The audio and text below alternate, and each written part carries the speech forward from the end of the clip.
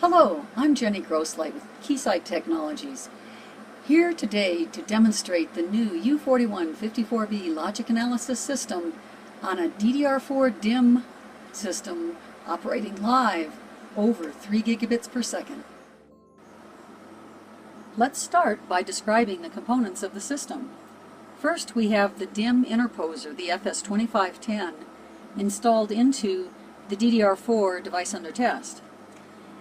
The interposer plugs into the DIMM socket, then the DIMM plugs into the socket on the top of the interposer.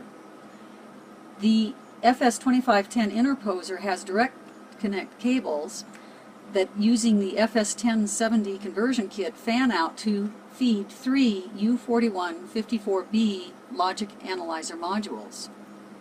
The modules reside in the M9505A chassis, and the host of this system is an embedded controller in the bottom slot of the chassis. The display is the logic analysis software.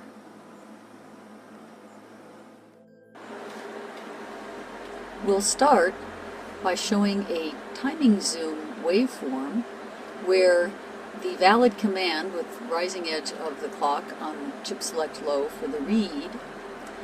Then we've got markers set up for counting the sample numbers to show the total read latency of 18 before we see the burst starting at M2. Here we've got all of the byte lanes with their associated strobe on top of each, where we can see the flyby routing of the unregistered DIMM that is under test. As we float in with our pointer, we can see that the data was an AE for the rising edge and the first falling edge a B6. This is confirming the accuracy of the rising and falling edge captures for the state trace. Now let's look at how we get accurate capture. Accurate capture of the highest DDR4 data rates begins using the Keysight software tools, which include burst scan or signal trace mode scans of the DDR signals. Here we see the strobe for byte lane 0 going down for its preamble and each edge of the burst, which will sample data. The read strobe edges are straddling the byte lane.